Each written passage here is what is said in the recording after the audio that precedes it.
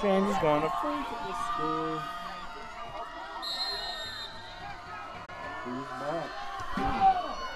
Oh, and we're back. They're taking it a little bit deep, and the Knights stopped. That's 22. He hasn't moved since he's been hit. Bart Morton, or excuse me, that's on Webb's team. That's 22. Caden Dickerson is down. Stuck like a statue. What was that, Trent? He got hit, and he's got stuck like a statue right there. Yeah, unfortunately, Caden Dickerson is down.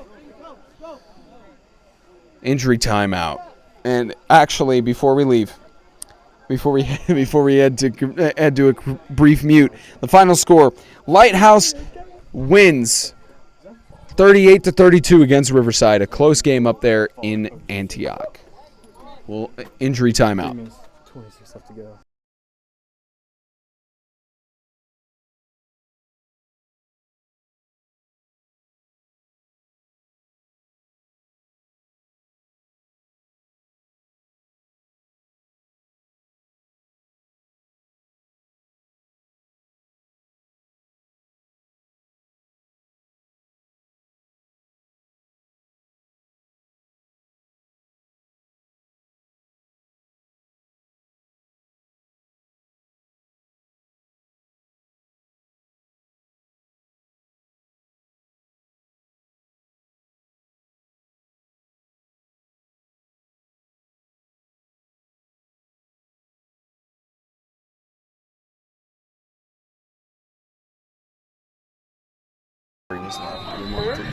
Flag on the play as we're back here. It's 1st and 10. It's on the defense.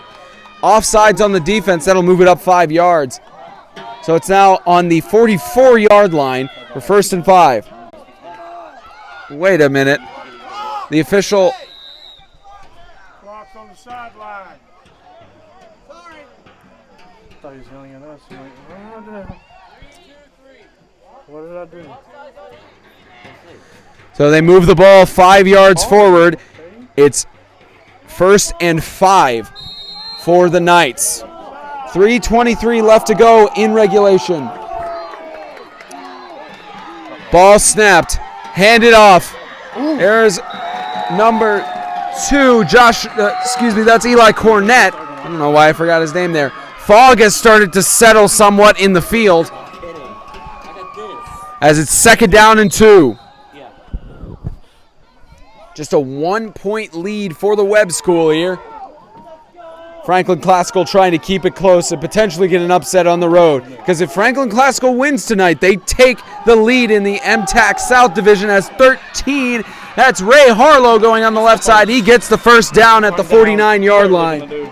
And they stop the clock. This game for Webb is coming down to the defense.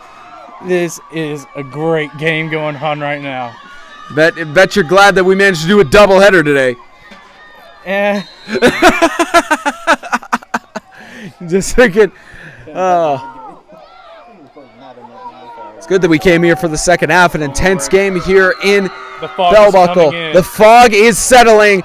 Warren fumbles the snap. Warren on the right side. Cole Warren is off to the races. No flags. Touchdown, Classical. Can Webb answer is the question. Can Webb answer with their offense? They've been dominant so far this second half. FCS hasn't been able to make them stop. Like I just said, this could be coming down to Webb's defense. Now it's just going to be all eyes on their offense right here. And they have to go for 2 here to make it a 7-point game. They have to go for 2, otherwise a touchdown will win the game for Webb. Yeah, but even if they make it or not, it's only a 7-point.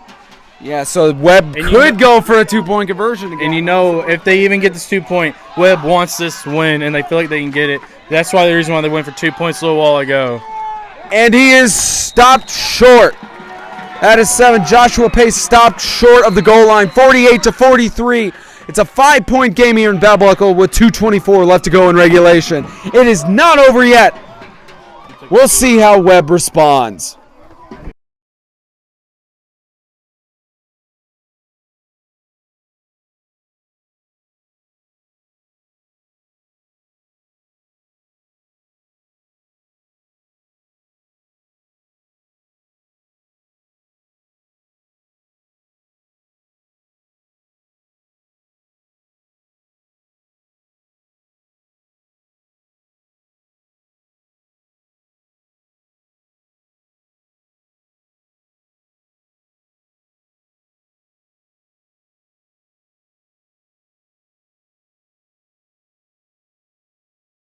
Now, Real men watch the Puppy Bowl, not the Super Bowl. in the words of Trent Legate there. As we anticipate FCS's kickoff, will they try an onside or will they just boot it deep? Likely they're just going to boot it deep here, but you never know what'll happen. So we have no word on, let's see, the Christian, let's see. So the other games are already finalized. And we'll be ready for tomorrow's game as well as ready for the remainder of this intense matchup here in Bell Buckle. As Christian Community stays undefeated, Lighthouse gets a victory at home by a margin of 6 points against Riverside. And FCA keeps their playoff hopes alive as both Webb and FCS. And here's Shamar Frey! Shamar Frey! Off to the races! Touchdown! Webb! About 80 yards of returning. Touchdown! The Webb School feat. Number 6, Shamar Frey.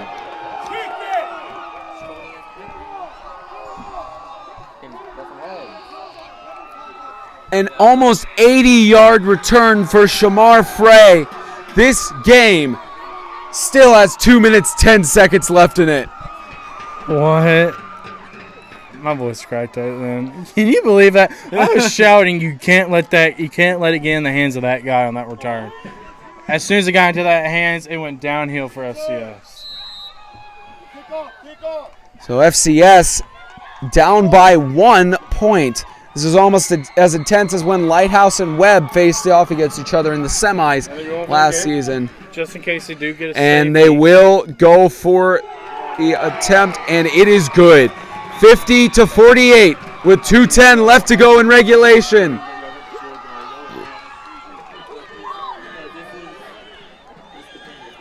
Two points is the lead Webb has over Franklin Classical.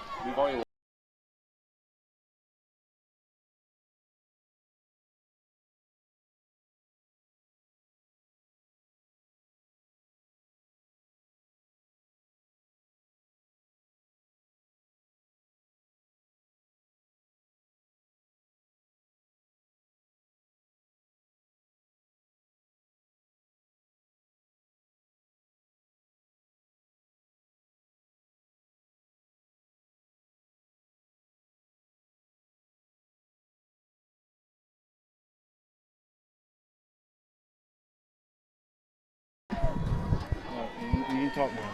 2 minutes, 10 seconds left in regulation. 50-48. Webb leads Classical. They should put this game on TV. Maybe this game should be on NFL Network. Who knows? On the little squib kick, it's loose and picked up by Classical. It's lucky Webb wasn't there first. Dickerson with the ball, and we'll see what Classical does here with 2 minutes and 8 seconds. I want to say I was right. The game is going to be decided on Webb's defense here. We'll see if they can make a stop here. But honestly, this could go back and forth with how quick the touchdown was for Classical. They could easily get a rush, and Webb could come right back and score. It's going to be the first team to make a defensive stop is going to win this game. We'll see if either team can make a defensive stop with only 2 minutes, 8 seconds left in game time. And here's a flag thrown. I believe likely it will be false start called on the offense. That is not good. 1st and 15.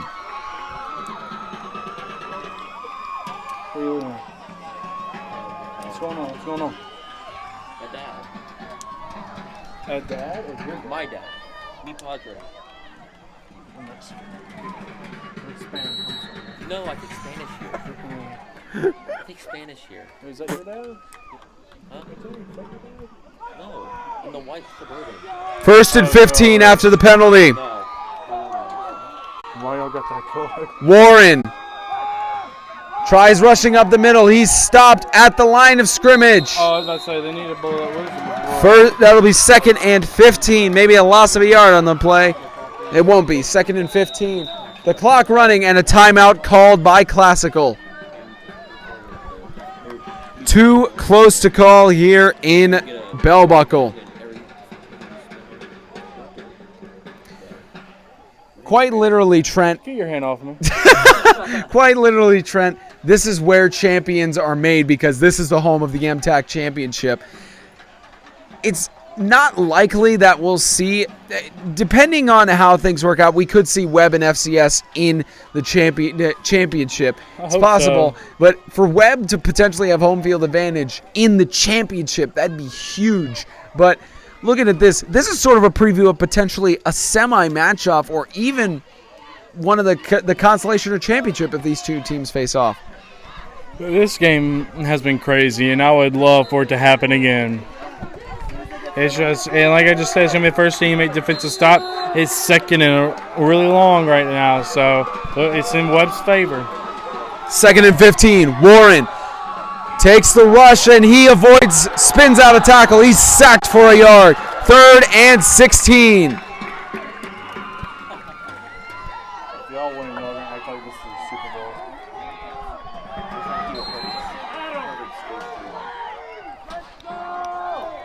The clock winding down. 1 minute, 30 seconds left.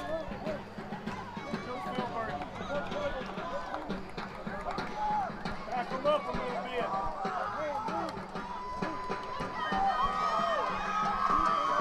This could be the play of the game right here. It's 3rd down and 16. Warren in the shotgun. Looking for his pass. Deep toss on the left side. It is incomplete. It looked like there was some holding there, but no flags. It looked like Jake Wright may have had his arm on him before the pass. No flags. It all comes down to this. 4th down and 16. The Knights have it's do or die here. 50-48, minute and 2 left on the clock. They've been trading blows left and right. It feels like we're watching a boxing match right now. This could be the final blow that Webb deals on Classical. And like you said, it's coming down to Webb's defense. And also, like I said, it's going to be the first defense to make the stop is going to win this game. The 4th and 16. This is the play of the game right here. 4th and 16. It's a first down or you're done. Warren, flag thrown. False start on the offense. Make that 4th and 21. Even more pressure here for Classical.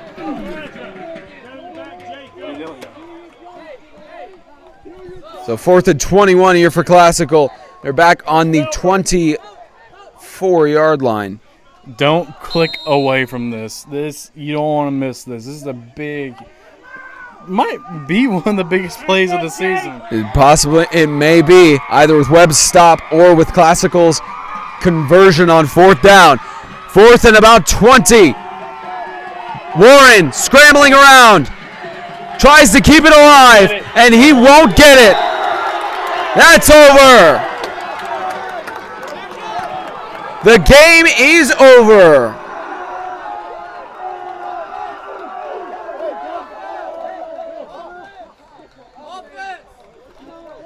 Webb will take the victory formation with 52 seconds left. Webb takes over on downs. And you know what we're going to do, Trent? We're going to take the camera down there and get this post-match everything and get some good interviews. No, we're going to stay up here till the clock teams. We've maybe got 2 plays I left. Veto your request there. Hey, listen, that's the only time I've ever done that. So we'll get a few last moments here from Webb. There could be a pot. No, this game's over. Victory formation being taken here by Webb. And he runs it all the way. Webb will stay undefeated in the South. Classical will take their 2nd loss in a row in the South. So Classical struggling to try and keep that 2nd place slot. I believe likely this may knock them down to 3rd or 4th. that'll, of course, depend on how the season advances. Timeout called by Classical with 50 seconds left. I believe Classical that may be their last timeout, or they may have one more. Not sure, but I just want to get the reaction for the guys when they're this. Oh, look at that. Look at this angle. Boom. Boom. Right there. and the game coming to a conclusion with 50 seconds left. Webb with a miracle comeback will win it by 2 over Classical. Pending any miracle that happens here. Well, you know, I'm going to go back. Realistic. The game's over now. Both coaches are proud of the way their guys played, especially FCS's coach. From how poorly they did against Sewanee last week to this, he should be very proud of the way his guys played. So here's another kneel. FCS, I believe, out of timeouts. So the clock will run down. And this will be the final knee of the game on 3rd and 20.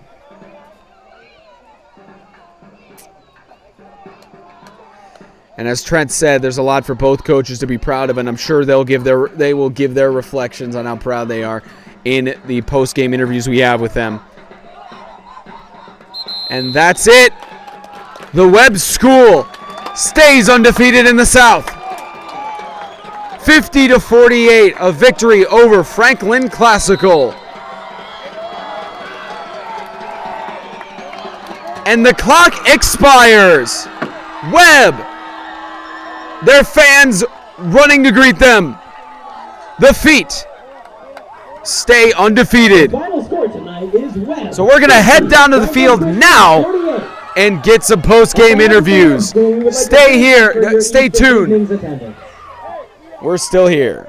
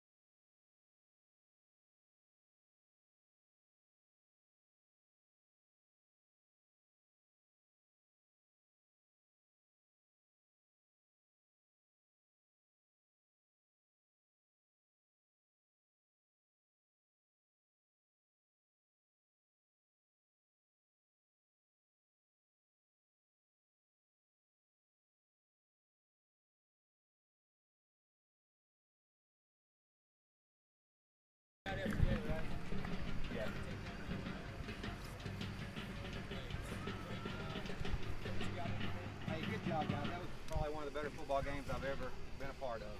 Congratulations to you guys for coming out on top. So, you know, everything works out. Maybe we'll see you guys again.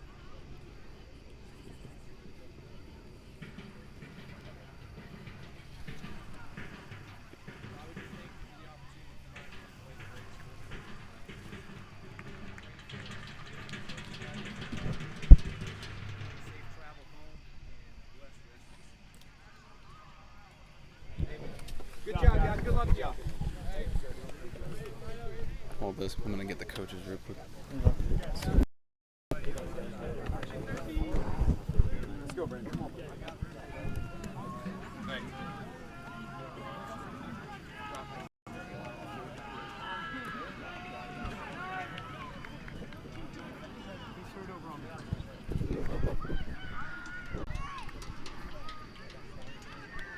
Well, James Spencer right now is going to rally up the coaches.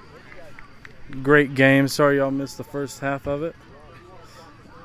But hey, y'all got a heck of a second half.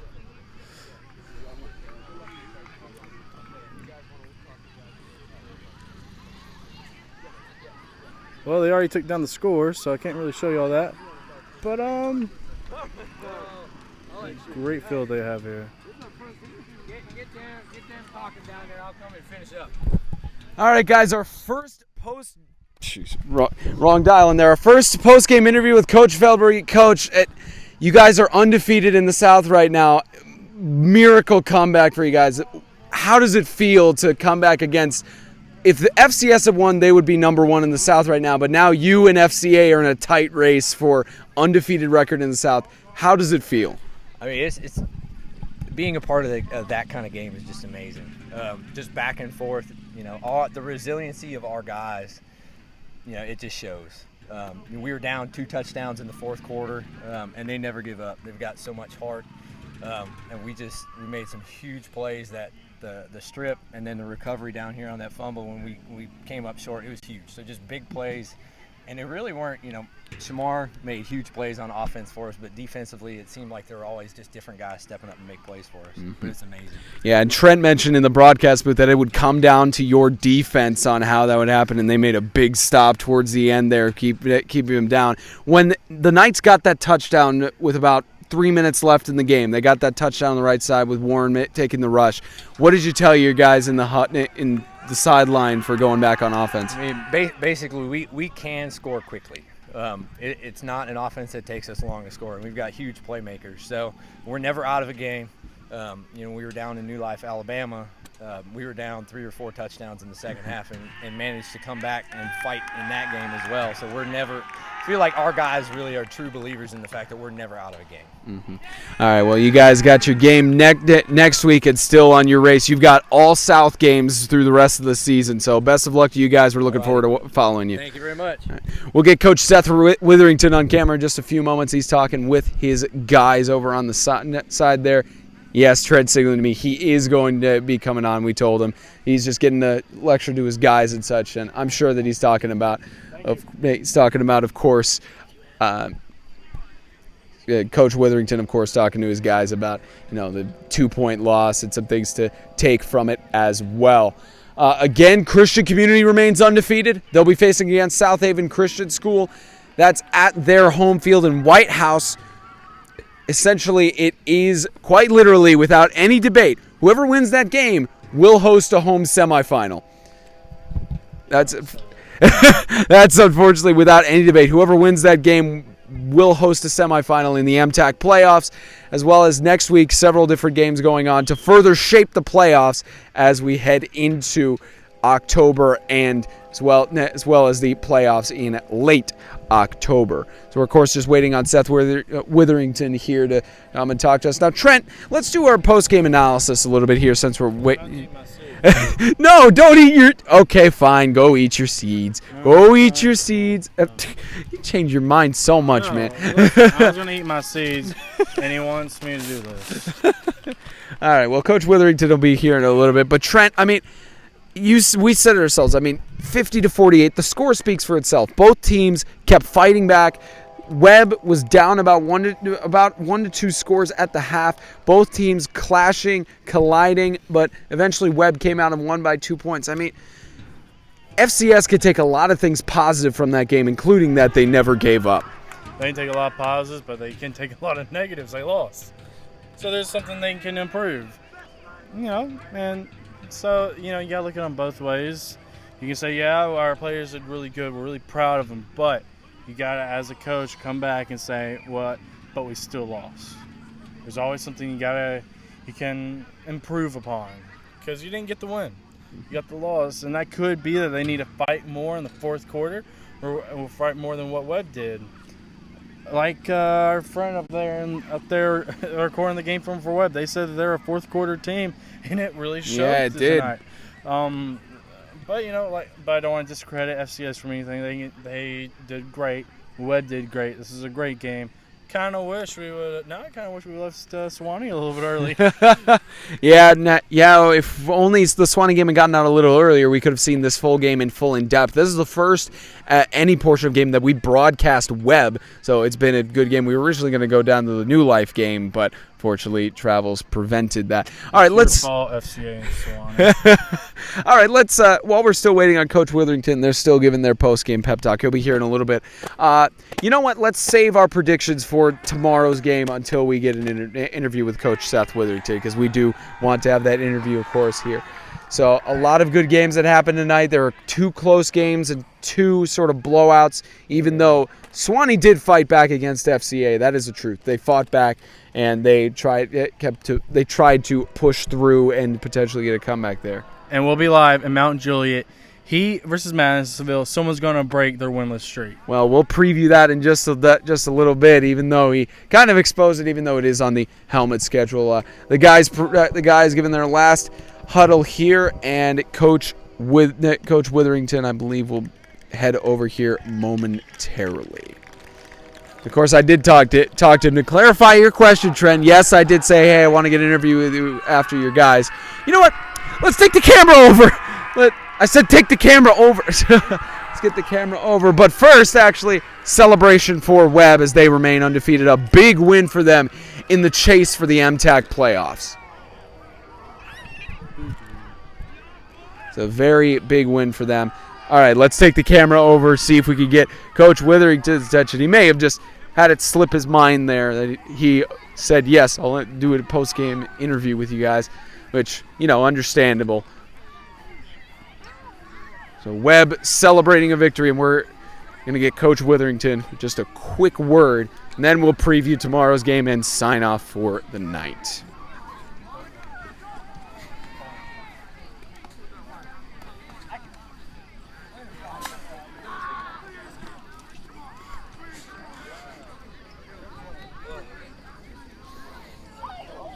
You gave me that look of like, oh, geez, walking over here, Coach. Nothing to be ashamed of. The Coach Witherington, yeah, it has been a long night. I mean, not the result you wanted, down lost by 2. But when you guys got that touchdown with Cole Warren, took the lead, what did you tell your guys going into that from scoring there?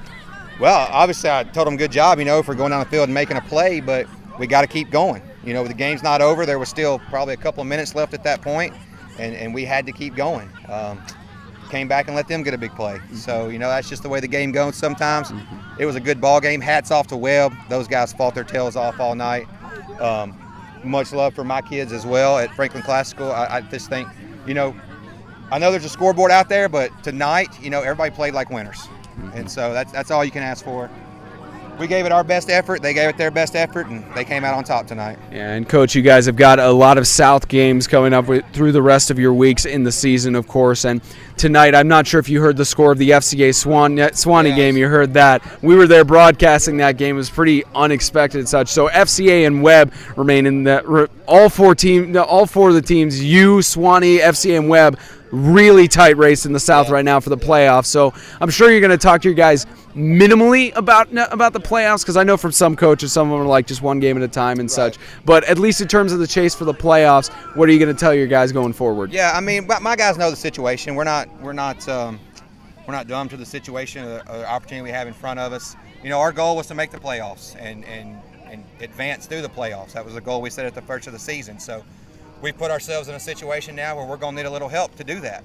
But, we do take it one game at a time, but we always know the situation. We know what's going on around us. And, if we just keep fighting and if we just keep pushing and getting better each day at practice, things might work out in our favor, and maybe we'll get one of them playoff spots. All right. Thank you so much for your time, Coach. Good luck next week. Thank you, guys. Thanks for being here.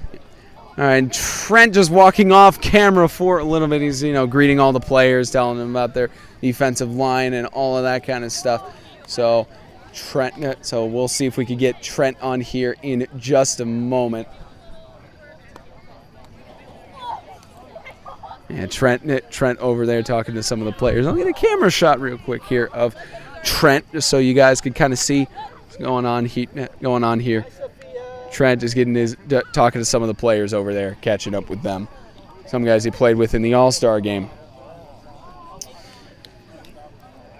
So, of course, the score in this case was reflective of the game and the intense matchup that we held here. So, a 50-48 victory for the Webb School Feet over the Franklin Classical School Knights. All right, well, it looks like Trent's going to be talking for a while, and he already gave a little bit of a preview. We will be live tomorrow night from Mont Juliet. The Tennessee Heat hosting the Madisonville Defenders. One team is going to break their winless streak. The Heat will break their winless streak for the season, or Madisonville will break their winless streak for their franchise history. On behalf of Trent Legate and our man back in the review booth, probably cringing at our words, James Shannon, I'm Spencer Thompson. Thank you so much for tuning in to tonight's Extreme Game of the Week, Part 2. Come back to Part 3 tomorrow night. The Heat hosting the Defenders. Good night, everyone.